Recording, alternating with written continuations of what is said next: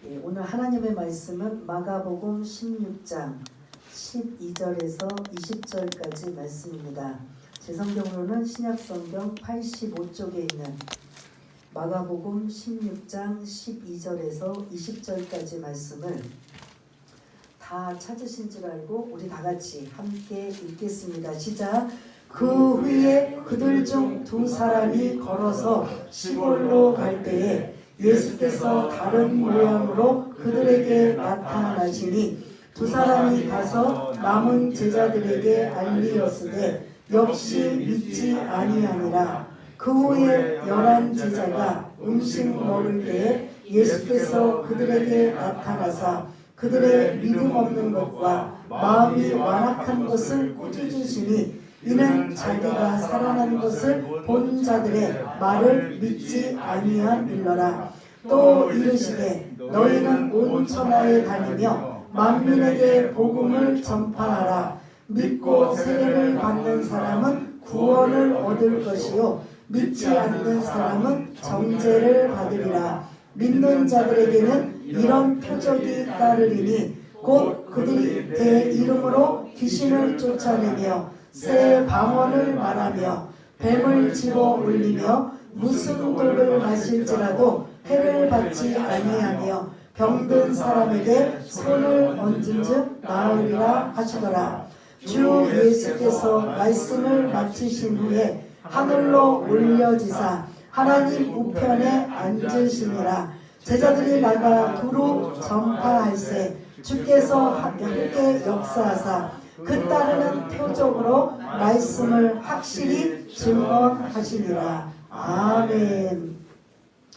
오늘 부활주일을 맞이하여 부활하신 예수님에 관한 말씀을 오늘 본문 마가복음 16장 12절에서 20절까지의 말씀을 가지고 함께 은혜를 나누려고 합니다. 12절을 좀 먼저 보시길 바라겠습니다. 12절을 좀 띄워주시면 그 후에 부활하시고 그 예수님의 소식, 부활하신 예수님의 소식을 들었어도 믿지 않는 제자들의 모습, 그런 이런저런 일 후에 그들 중 두 사람이 걸어서 시골로 갈 때에, 그래서 여기서 이렇게까지 본문을 본다면 두 사람은 누구실 것이고 시골로 가는 그런 장소는 어디일까? 우리가 사실 궁금할 수밖에 없는데 요 12절은 누가복음 24장 13절에서 이하의 말씀이 자세히 언급되고 있는 걸 마가는 12절에 이렇게 짤막하게 지금 한 줄로 지금 언급하고 있는 걸 볼 수가 있습니다. 두 사람은 누가복음 24장을 근거로 한다면 글로바라는 제자라는 거죠. 글로바가 여자일 것 같아요, 남자일 것 같아요? 우리 이름이 좀 이뻐서. 네?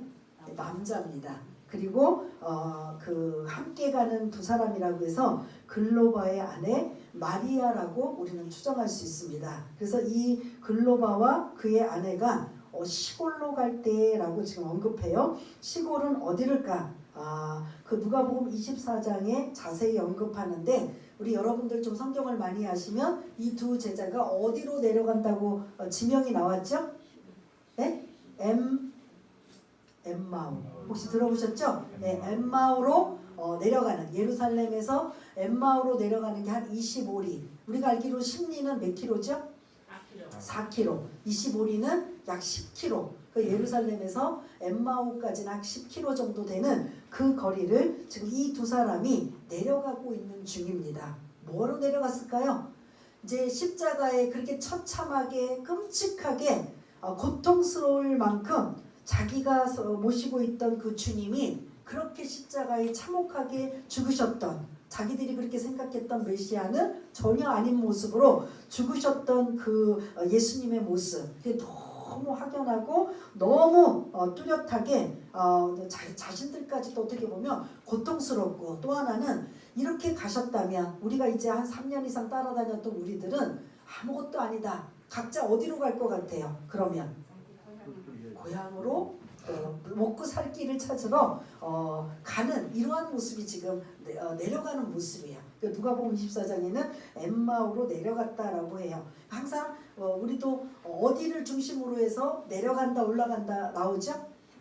서울 한양을 중심으로 해서 지방 사람들은 뭐 한양을 올라간다 아니면 내려간다 자기 고향으로 내려간다 표현하는데 똑같이 이제 그런 표현이에요. 예루살렘을 중심으로 해서 예루살렘으로 갈 때는 올라간다. 그리고 이제 엠마오로 갈 때는 내려간다. 그래서 엠마오로 내려가는 이 두 사람이 이제 자기들이 이제 이런저런 이야기, 예수님의 십자가에 그 죽으시는 것, 그리고 주변에 그 부활을 목격한 사람들 이런저런 이야기들을 지금 하며 내려가고 있는데 12절 중반절에 보니까 예수님께서 어떤 모양으로 그들에게 나타나셨다고요? 다른 모양으로. 다른 사람이 아닌 다른 모양이에요. 다른 사람이 아니고 다른 모양으로 그들에게 나타나셨는데 문제는 이 두 사람이 다른 모양으로 나타나신 예수님을 알았다 못 알았다. 네? 못 알았다는 거죠. 깨닫지 못했다는 거죠. 여기서 여러분들이 눈치껏 오늘은 부활주일이기 때문에 예수님이 다른 모양으로 변화되시면 지금 어떤 모습인 거예요? 부활하신 예수님의 모습이라는 거예요. 부활하신 예수님의 모습이 어떤 모양이길래 사람들이 믿지도 않고 함께 가고 옆에서 지금 같이 가고 있음에도 불구하고 나타나셨음에도 불구하고 지금 이 두 사람은 깨닫지 못할까? 이걸 어떻게 여러분들한테 설명을 드릴까? 그래서 오늘도 계속 이제 일찍 와서 기도하며 묵상하고 있는 중에 그 이해가 똑같진 않아요. 조금 비슷하게 이제 설명을 드리자면 제가 이 모습이 가장 꾸민 모습이에요. 여러분들이 보시기에 가장 화장을 많이 하고 가장 아시잖아요. 오랫동안 저를 보셨기 때문에 가장 진하게 더 이상 변화가 없습니다. 머리 단정하게 하고 화장 나름대로 하고 이 모습이 가장 제가 꾸몄던 이 꾸민 모습인 걸 볼 수가 있는데 이 모습을 본 이제 우리 아파트 안에 전에 제가 평신도로 있을 때 신앙생활했던 집사님이 계셔요. 여집사님이 그 여집사님이 계시는데 얼마 한 몇 달 전에 몇 달이 아니고 작년이네요. 작년에 우리 쌍둥이들을 이제 어린이집에 보내려고 아침에 일찍이 깨워서 씻기고 먹이고 뭐 하다 보면 제가 꾸밀까요? 안 꾸밀까요? 보나마나 자다 부시시한 얼굴에 머리도 부시시 옷도 이렇게 꾸미고 왔을까요? 안 왔을까요? 집에서 입었던 그냥 흉하지만 않는 그 몰골을 한번 연상을 해보세요. 머리도 정갈하지 못하고 얼굴도 화장도 안 하고 제대로 꾸미지도 않는 그냥 맨 얼굴. 여기 이제 남자분들이야 뭐 늘 얼굴들이 똑같지만 여자분들 같은 경우에는 그 화장 전과 후가 달라요? 안 달라요? 몰라요.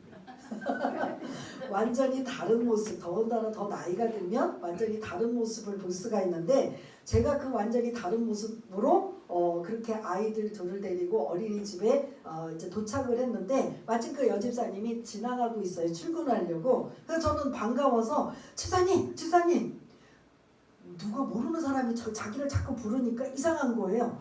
저는 계속 부르다가 섭섭한 거예요. 아니 어떻게 나를 몰라보지? 집사님! 그 처음에는 제 이름을 안 밝혔어요.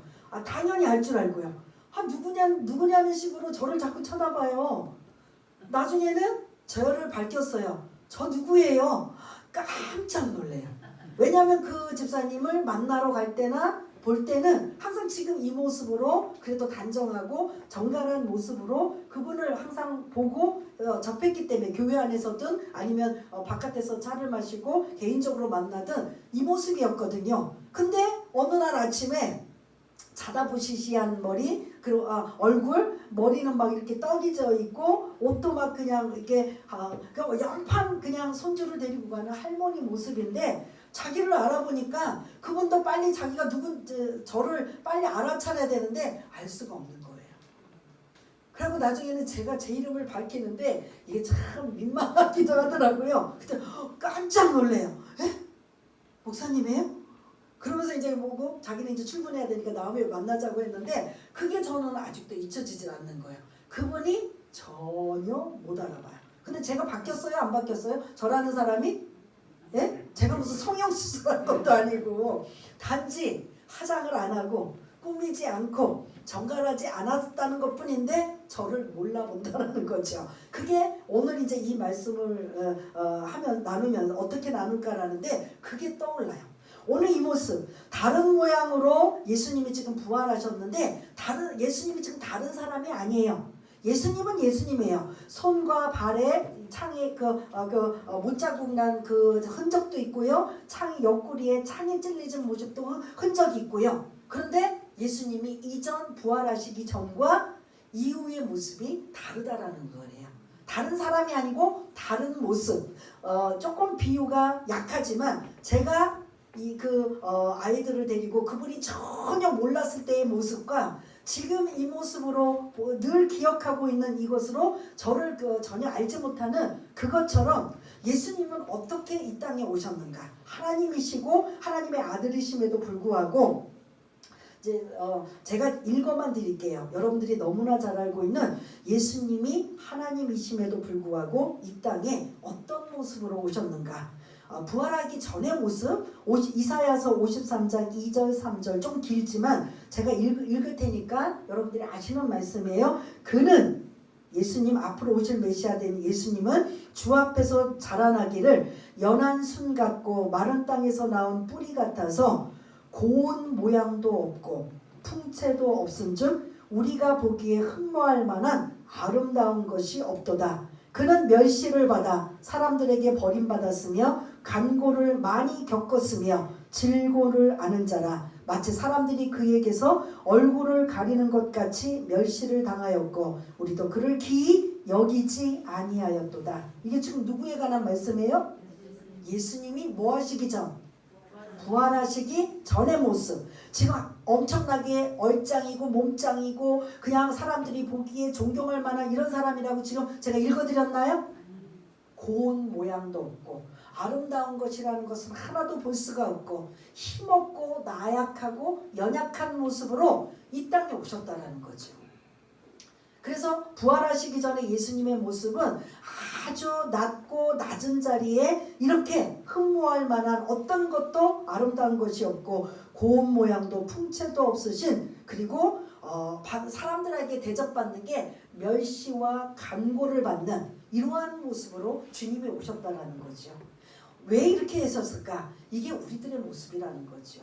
여러분들 뭐 특출나게 여러분들이 이제는 여러 가지 영양 상태나 꾸미고 해서 좀 낫지만 사실 우리 모두는 거기서 거기예요. 고운 모양도 없고 흠모할 만한 아름다운 것도 없고 풍채도 그렇고 사람들이 보기에 나 잘났다고 하는 거지 이런 예수님의 모습이 하나님이심에도 불구하고 왜 이런 모습으로 이 땅에 오셨는가?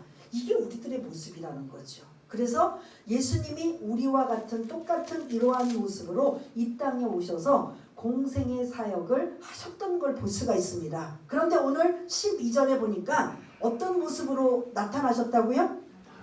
예? 다른 모습. 부활하신 다른 모습은 어떨까요? 고운 모양도 없고 흠모할 만한 아름다운 것도 없고 풍채도 없고 그리고 멸시를 받고 간고를 받고 무시를 당하고 있는 이러한 모습, 이분이 바로 예수님의 모습이라면 저와 여러분들이 위로를 받을 게 하나님은 이렇게 오실 분이 아니잖아요. 그런데도 전적으로 누구의 눈높이에 맞춰서 오신 거예요? 우리의 눈높이에 맞춰서 오신 거예요. 만약 여러분들이 예수님이 막 그냥 엄청나게 화려하고 힘있고 능력있고 막 대단한 분으로 오셨다면 거리감이 있을까요? 없을까요? 있다라는 거죠. 그러나 우리와 똑같이 아주 그냥 평범하게 우리 눈높이에 맞는 그렇게 예수님의 부활하시기 전에 모습이 이사야서 53장 2절 3절에 부활하기 전에 예수님의 모습이 곧 나의 모습, 우리의 모습. 그래서 우리는 그 모습을 통해서 위로를 받고 소망을 얻을 수 있다라는 거죠. 근데 여기서 끝나는 게 아니라 부활하신 예수님의 모습이 다른 모양으로 나타나셨다.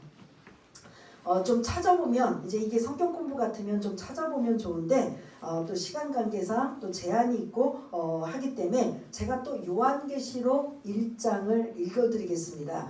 요한계시록 1장은 여러분들이 1장, 2장, 3장 쭉 보면 7교회가 나오는 이러한 모습에 예수님이 부활하신 모습이 등장하고 있어요. 부활하신 모습의 등장을 제가 조금 길지만 읽어드릴게요. 좀 집중해서 좀 들으시길 바라겠습니다. 촛대 사이에 인자 같은 이가 발에 끌리는 옷을 입고 가슴에 금띠를 띠고 그의 머리와 털의 희기가 흰 양털 같고 눈 같으며 그의 눈은 불꽃 같고 그의 발은 풀무불에 단련한 빛난 주석 같고 그의 음성은 많은 물소리와 같으며 그의 오른손에 7별이 있고 그의 입에서 좌우에 날성검이 나오고 그의 얼굴은 해가 힘있게 비치는 것 같더라.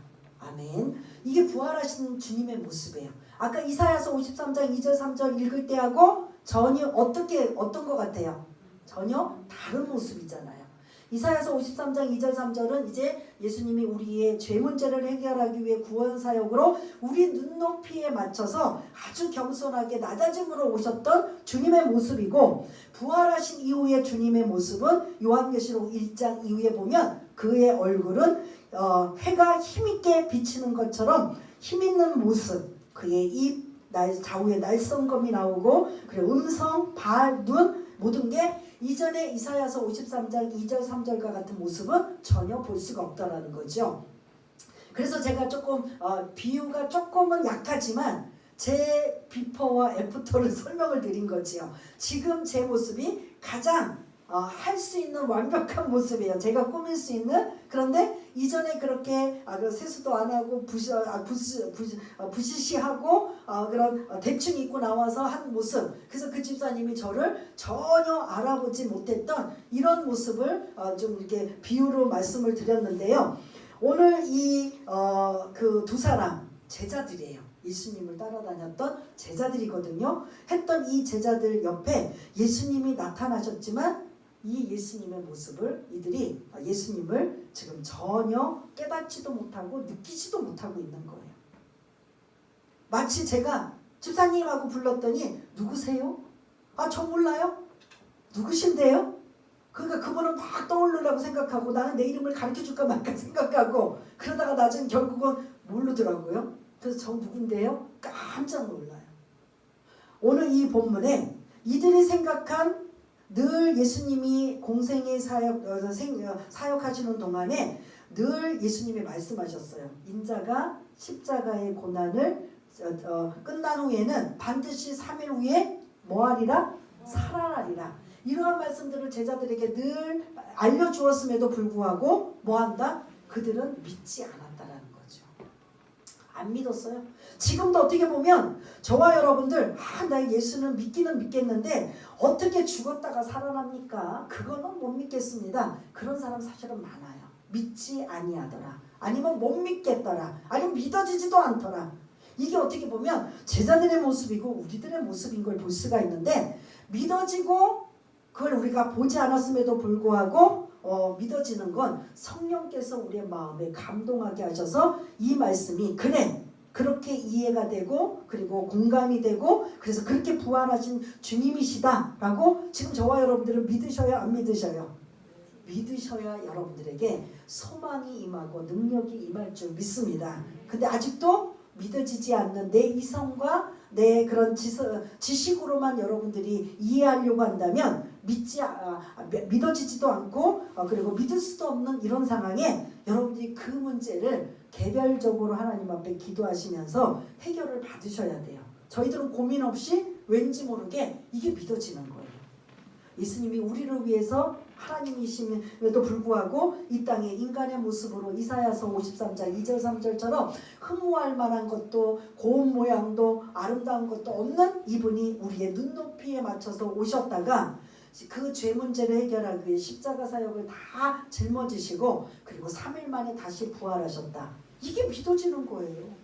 막연하게도 아니면 어떻게 하든 믿어진다는 게 이게 어떻게 보면 기적이라고 볼 수 있고, 안 믿어진다면 이 문제를 가지고 저와 여러분들이 고민하고 기도하시면서 성령님의 도우심을 받아야 되는 거죠. 왜냐?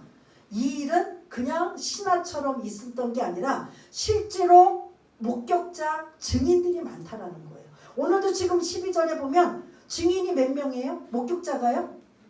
12절에만 해도 목격자가 몇 명이에요?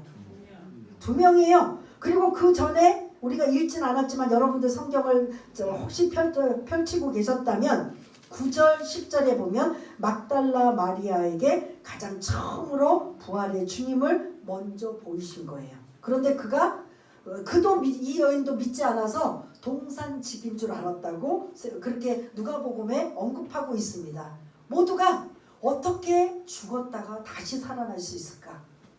이게 안 믿어지는 거예요. 그러니까 믿지 아니하더라. 그래서 제자들의 믿지 않음을 계속 이제 나중에 주님이 책망하고 계시는 걸 볼 수가 있는데 13절 두 사람이 가서 남은 제자들에게 알리었으되 역시 믿지 아니하니라. 그리고 14절에 그 후에 11제자가 음식 먹을 때 제가 이제 이거 할 때마다 올려주세요. 11제자가 음식 먹을 때 예수께서 그들에게 나타나사 그들의 믿음 없는 것과 마음이 완악한 것을 뭐 하신다? 왜요? 믿지 않으니까.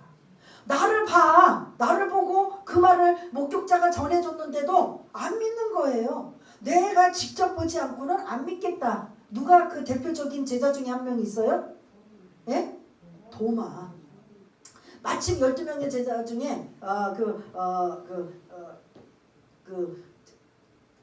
도마가 빠져 있었어요.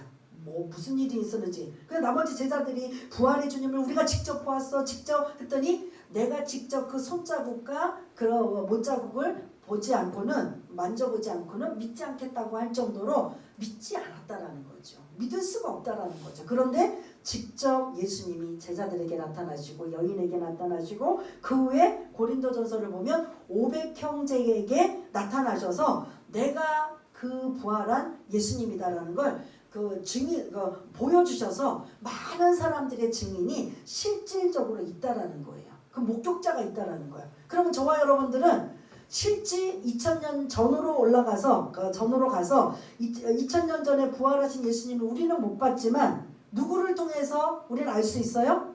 목격자, 증인들을 통해서 알 수 있는 거죠. 여러분들이 어떤 법정이나 이런 곳에 가면 반드시 누구의 말이 효력이 있어요?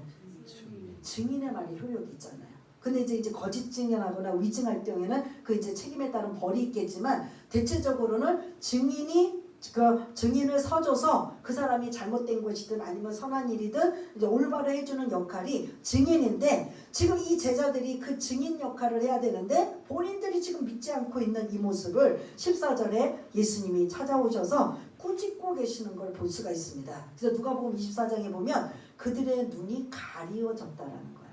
마음의 상태 이런 영적인 눈이 가리워져서 부활의 주님을 직접 보지 않고는 듣기만 해서는 믿어지지 않는다라는 이런 표현이 지금 나타나고 있는 걸 볼 수가 있습니다. 오늘 이 본문 속에 부활의 전에 예수님이 지금 등장하신 거예요? 부활하신 예수님이 등장하신 거예요.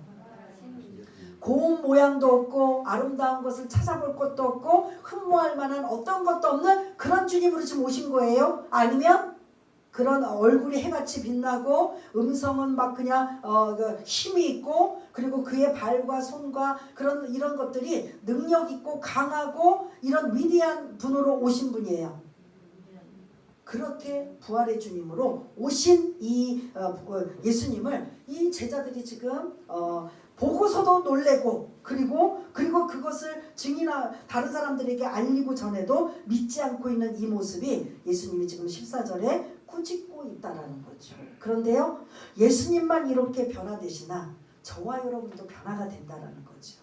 그게 이제 고린도전서에 그 예수님의 부활하신 것 그리고 우리 몸이 부활한다는 이런 것들이 이제 쭉 고린도전서에 부활의 몸으로 변화되는 이러한 모습이 어떤 것인가 자세히 나오는데 저와 여러분들도 지금 이 땅에 살아가는 동안 우리가 그냥 태어나고 지금 이런 모습으로 살지만 부활의 몸으로 우리도 변한다 변하지 않는다 썩지 아니할 몸으로 영원히 사는 영원한 생명으로 우리의 몸이 우리도 부활의 주님을 닮아가며 우리도 변한다라는 거죠. 그래서 부활의 예수님은 어떤 열매라고 하죠?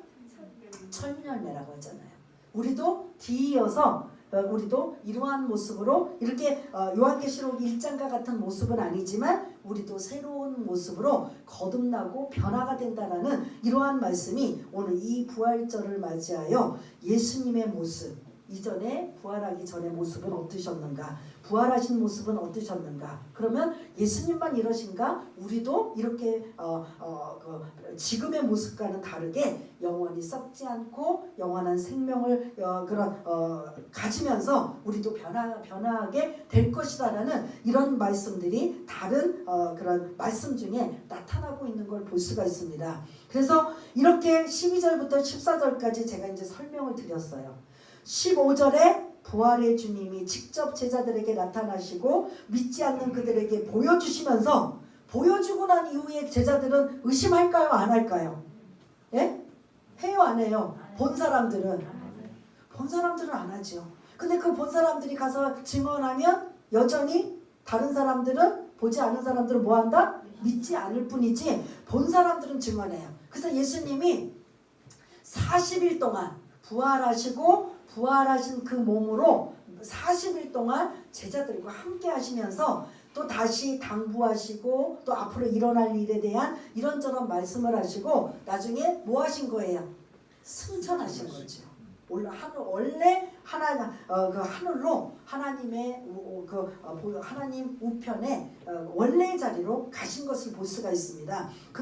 그런 40일 동안 있었던 일 중에 한 부분이 가장 핵심이고 가장 초점을 맞추는 게 15절 말씀이에요.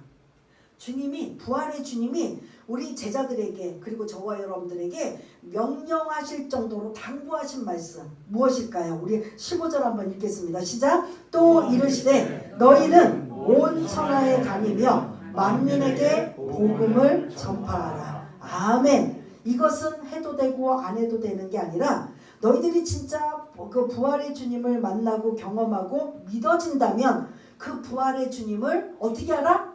증인으로 살아라. 증거하라. 그래서 만민에게 하나님을 알지 못하는, 예수님을 알지 못하는 자들에게 부활의 복음을 뭐하라? 전파하라. 이게 저와 여러분들의 사명이에요, 사실은. 그렇다고 막 모든 일들을 제쳐놓고 아무것도 안 하면서 내가 이게 명령이니까 이것만 하리라. 이거는 사도 바울과 같은 사람이고, 대체적으로 저와 여러분 같은 경우에는 뭐 하냐면 내 현실 직장에서, 가정에서, 이웃 만나는 사람들에게 내가 알고 있는 예수님을 전하고 알리는 거예요. 그렇다고 막 그분들이 결실을 맺으면 뭐 그거 이상 더 바랄 게 없지만 그거에 대해서 너무 여러분들이 눌리지 마시길 바라겠습니다. 전파라고 했으면 우리는 바로 뭘까지 생각해요? 결실까지 생각해요.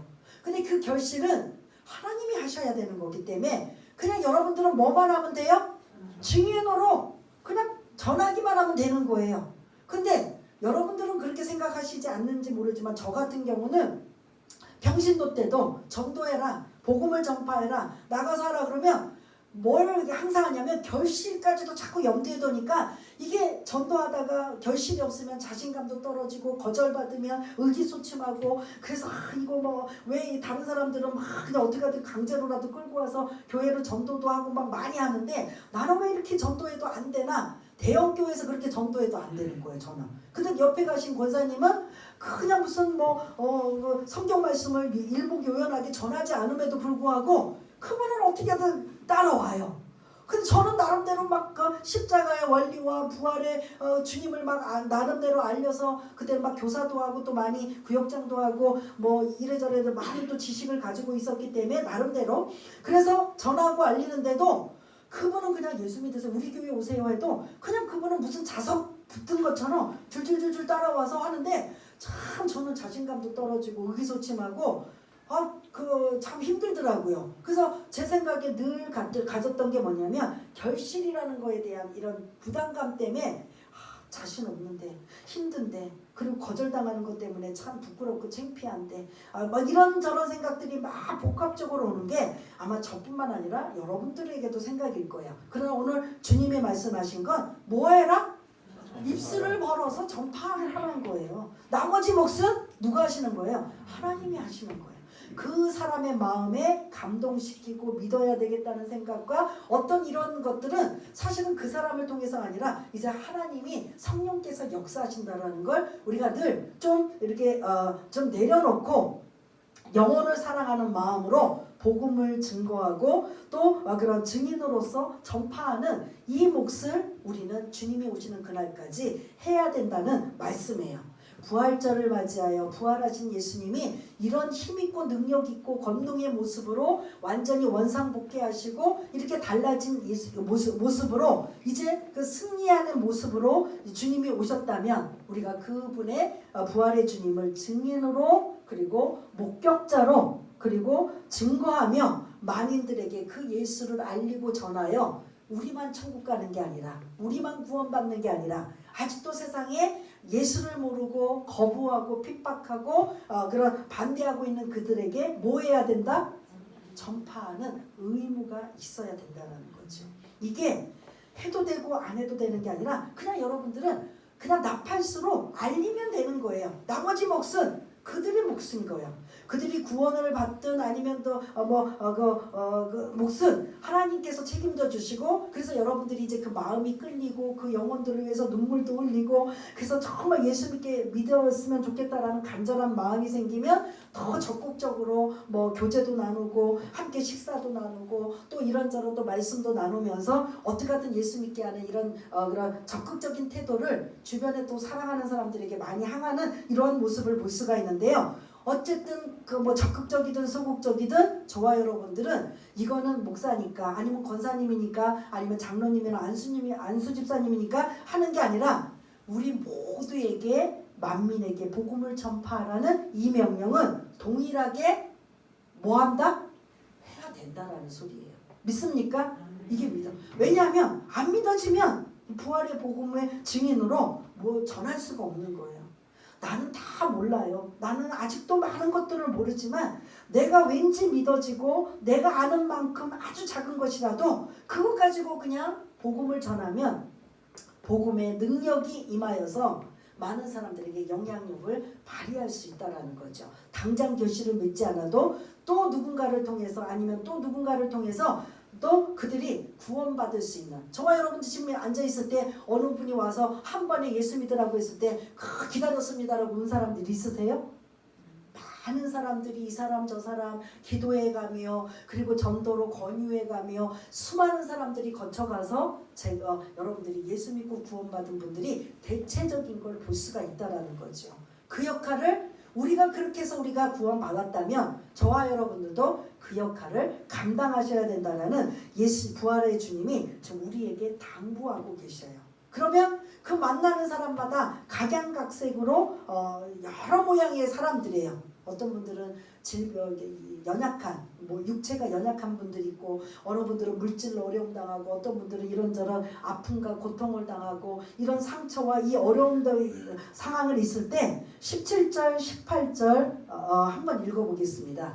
그렇게 부활의 예수님을 증거하게 될 때 어떤 표적, 어떤 능력이 나타나나 17절, 18절 시작. 믿는 자들에게는 이런 표적이 따르리니 곧 그들이 내 이름으로 귀신을 쫓아내며 새 방언을 말하며 뱀을 집어 올리며 무슨 독을 마실지라도 해를 받지 아니하며 병든 사람에게 손을 얹은즉 나으리라 하시더라. 아멘. 뭐 할 때 이러한 5가지 표적 기적이 나타나요?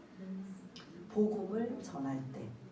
그래서 지금 이제 많은 이런 일들이 요즘에는 왜 안 일어나요? 근데 지금 미 전도 지역 그런 곳에 복음을 전하. 저도 이제 우리 또 한때 이제 선교하러 나갔었잖아요. 그런 전혀 하나님을 알지 못하고 예수에 대해서 알지 못하는 지역에 복음 들고 가면 실제로 이런 일들이 많이 나타나고 있는 걸 볼 수가 있습니다. 근데 우리 주변은 왜 안 나타나요? 너무 많이 예수님에 대해서 알고 있기 때문에. 더 이상 표적을 안 보여줘도 믿을 수 있는 상황이기 때문에 이 정도는 정말 이것 보고라도 믿으라는 소리거든요. 질병을 치유하고 무슨 독을 마실지라도 해를 받지 아니하고 귀신을 쫓아내고 세방을 말할 정도라면 이렇게 보여주면서까지 너희들 믿으라고 하는 건데, 대부분의 지금 우리 대한민국에는 웬만한 사람이라면 예수의 복음을 안 접하고 안 들은 사람이 거의 없다라고 볼 수가 있어요. 그런 사람들에게는 아주 소수지만, 아니면 또 이런 일도 나타나지만 대체적으로 많이 안 나타나는 이런 특징이 볼 수 있는데, 전혀 예수에 대해서 한 번도 들어보지 못하고 또 접해보지 못한 사람은 이런 역사가 막 그냥 강하게 나타나고 있는 아프리카 지역, 아직도 전혀 그 예수의 복음을 알지 못하는 사람들에게 이런 일들이 실제로 나타나고 있다라는 거죠. 그러나 믿는 자들, 반드시 부활의 복음을 증인으로 전하고 드러내고 나타나는 자들에게는 이런 표적이 각양각색으로 나타난다는 거예요. 대표적인 예가 사도행전에 누가 이런 역사가 많이 나타났어요? 사도 바울인 거죠. 사도행전의 역사에 사도 바울이 이러한 표적이 엄청나게 나타난 거죠. 그 이방 지역을 갈 때마다 귀신을 쫓아내는 역사, 그리고 그 멜리데 섬에서 뱀이 이렇게 불을 쬐고 있는데 독사에 물릴 상황이 있을 때도 그 독사에게 물리지 않고 이런 사는 것, 그리고 무슨 독을 마실지라도 해를 받지 않고 많은 병든 자들에게 그런 치유에 기도를 해줘서 낫게 되는 이런 역사가 그냥 일반적으로 나타나는 게 아니라 반드시 뭐가 있을 때, 복음을 전할 때 이런 역사가 나타난다는 겁니다. 그래서 우리가 해야 할 일, 부활의 부활절을 맞이하여 부활하신 예수님을 통해 우리가 그것이 사실이고 믿고 그리고 증인된다면 만인에게 그 복음을 전해야 된다, 이런 의무를 주시고, 마무리 이제 19절 20절에 이제 마치려고 합니다. 우리 한번 19절 한번 읽어볼까요? 시작. 주 예수께서 이 말씀을 마치신 후에 하늘로 올려지사 하나님 우편에 앉으시니라. 아멘. 조금 전에 말씀드린 것처럼 부활하신 예수님이 며칠 동안 계셨다고 했죠? 40일 동안 제자들과 함께 하시며 당부하시고 또 알려드릴 말씀, 그리고 직접 부활의 주님, 부활하신 것들을 보여주시고 알려주시고 깨달으시면서 40일을 마치신 후에 지금 하늘로 올려지사 원래의 자리로 지금 가시고 하나님 우편에 앉으셔서 하늘과 땅을 통치하고 계시는 거죠. 하나님 우편에서 나 이제 십자가 사요, 부활 다 끝났으니 나는 이제 쉴 테다, 아무것도 안 할 것이다 라가 아니라 하나님 보좌 우편에서 우리 여전히 뭐 하고 계셔요? 우리를 위하여 중보기도 하고 계시는 거죠. 우리들이 만인에게 복음을 전파하라, 이 말씀을 우리가 순종하여 전하러 나갈 때 주님이 그들과 함께 하실 것이고, 또 헌신하고 예배드리고 뭐 이런저런 주님과 늘 주님이 저와 여러분들과 함께 하시는 임마누엘 하나님이신 걸 잊지 마시길 바라겠습니다. 그래서 마무리 20절이에요. 또 한번 함께 읽겠습니다. 시작. 제자들이 나가 두루 전파할세 주께서 함께 역사하사 그 따르는 표적으로 말씀을 확실히 증거하시니라. 아멘. 지금까지 말씀을 드린 이 모든 것들이 이제 제자들이 어떻게 살아갈 것인가, 이게 이제 결론인 거죠. 나가서 제자들이 세상에 나가서 두루 만민에게 복음을 전파하는 일을 감당할 때 그 제자들에게 누가 함께 하셔요? 하나님 보좌 우편에 계신 그 예수님이 함께 역사하셔요. 하늘에서만 계신 게 아니라 땅에서도 통치하시는 그 역할도 함께 하신다라는 거죠. 그래서 그 따르는 표적, 위에 17절 18절 이 5가지 이르는 이 표적을 말씀을 확실히 증언하시니라. 저와 여러분들이 해야 될 것은 몇 절에 있어요? 예? 15절. 예? 15절. 그래서 실제로 명령하신 그 말씀을 준행하는 내용이 어디에 있어요? 20절이라는 거죠. 그 말씀 당부하시고 그리고 부탁하시고 명령하시고 또 너희들만 그 전도하러 복음을 전파하게 하는 게 아니라 내가 너희들과 함께 하겠다. 주님이 함께 하신대요. 그리고 함께 하는 것뿐만 아니라 무슨 일이 나타난다? 표적도 17절 18절 일도 나타난다. 그래서 많은 영혼들이 하나님은 예수님은 살아계시고 우리와 함께 하시고 그분이 진짜 하나님이고 만왕의 왕이십니다. 이게 고백이 되어져서 저와 여러분들이 예수 믿게 되고 저와 여러분들뿐만 아니라 아직도 여러분 곁에 예수 믿지 않는 자들이 있다면 나는 잘은 모르지만 오늘 부활주에 예수님이 죽으셨다가 부활하셨대. 그게 성경에 나오고 실제 목격자도 있고 그래서 그 제자들이 그걸 가지고 복음을 전하게 되고 그래서 우리들에 이르기까지 우리도 믿어지고 그 복음을 전하게 되는 이런 일들이 계속적으로 언제까지 이루어져요? 주님이 다시 오실 때까지. 다시 오시면 끝나요. 그때서 이거 진짜구나. 이때 조금 시간만 더 주세요. 그렇게 붙잡고 매달려도 소용 있어요 없어요? 그때는 마치 등과 기름을 준비하지 못한 미련한 다섯 처녀와 같은 모습인 거죠. 그래서 말씀대로 순종하는 게 여러분들의 복이고 그리고 그런 은혜라는 걸 잊지 마시길 바라겠습니다. 아니 1년 후에 10년 후에 아니 뭐 내가 죽기 직전에 아니면 언제 그리고 여러분들이 형편과 사정을 합리화시키고 미루실 게 아니라 당장이라도 이 말씀대로 거창하게 대단하게는 아니지만 조금씩 실천하고 나간다면 이게 말씀에 순종하는 일이에요. 지금은 아니고요. 조금 기다려주세요. 지금 형편사정 아시잖아요. 그리고 이런 여러 가지 그런 복잡한 거 아시잖아요. 하나님 아시니까 하고 합리화할 게 아니라 그럼에도 불구하고 나는 잘 모르는데 오늘 부활주일 예수님이 부활하셨대. 우리 죄를 제 문제를 해결하시고 3일 만에 부활하셨대. 우리가 이왕 믿으려면 그런 분을 믿어야 되잖아. 여기까지는 할 수 있잖아요. 그렇게라도 알리고 전하면서 성령께서 거기다가 또 하나씩 생각나게 하시고 살을 붙이고 또 복음을 전하게 하는 놀라운 능력이 저와 여러분들에게 있어져서 하나님이 저와 여러분들 우리 순복음 주님의 보실 때마다 뭐 하실까요? 기쁘실 것이고 흡족하실 거고 우리에게 은혜가 임할 줄 믿습니다. 그런 저와 여러분 되시기를 바라겠습니다. 우리 한번 이 말씀에 비추어서 다른 모양으로 이 두 사람 곁에 있음에도 불구하고 예수님의 모습을 전혀 깨닫지 못하고 느끼지 못했던 이 두 사람의 모습이 나의 모습이었다면 이제 깨닫고 알아서 부활 이전의 주님, 부활 후의 예수님 이 모든 것들을 오늘 말씀드린 것들을 기억하며 우리는 증인으로서 목격자로서 우리가 만민에게 복음을 전하는 이제 책임과 의무가 있기 때문에 그렇게 전할 때 내가 고아처럼 외롭게 가는 게 아니라 주님이 나와 함께 하시고 그리고 또 때로는 능력이 나타나서 표적이 나타나는 이러한 일들이 오늘 이 본문 속에 담겨져 있다면 이대로 순종하고 지키고 믿음을 가지다가 하나님이 기뻐하시고 그리고 이 땅의 많은 영혼들을 살리고 세우는 역할을 감당할 수 있는 우리 모두가 되기 위해서 한번 우리 반주에 맞춰서 한번 고백하시고 결심하시고 다짐하시는 시간이 되었으면 좋겠습니다. 다 같이 기도하겠습니다. 할렐루야. 사랑이 많으신 하나님 아버지, 오늘 부활절을 맞이하여 부활하신 예수님의 모습이 어떻게 달라지고 변화졌는가. 부활 이전의 모습은 우리의 눈높이에 맞춰서 고운 모양도 없으시고 아름다운 것을 찾아볼 게 없고 또 품체가 없으신 그분이 이 땅에 오셔서 십자가 사역을 감당하시고 우리의 죄 문제를 해결하시고 우리를 구원케 하시는 하나님의 놀라운 역사가 십자가를 통해서 이루어졌다면 그것만이 아니라 3일 만에 다시 부활하셔서 부활의 주님을 우리가 믿고 또 승리로 살아갈 수 있는 은혜와 특권을 주심을 감사를 드립니다.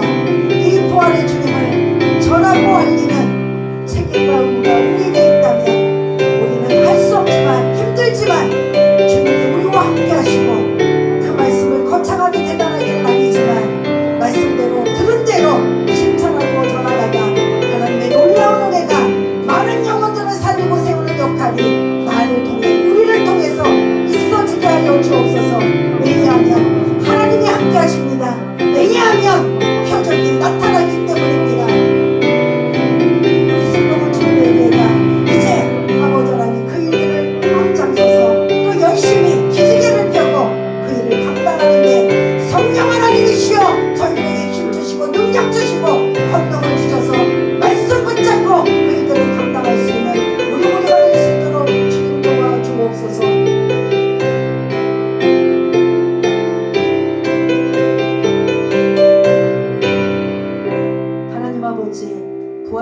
맞이하여 부활하신 예수님, 우리가 직접 보지는 못했지만 목격자들을 통하여 성경 말씀을 통하여 믿습니다. 그 부활의 주님을 의지하고 부활의 주님이 말씀하신 그 부활의 증인이 되어 만민에게 복음을 전하고 그리고 많은 영혼들이 주께로 돌아올 수 있는 그 길을 우리를 통해서 원하신다면 우리가 그 일을 감당할 수 있도록 주님 함께하여 주옵소서. 모두 감사드리오며 사랑이 많으신 예수님 이름으로 기도드리옵나이다. 아멘.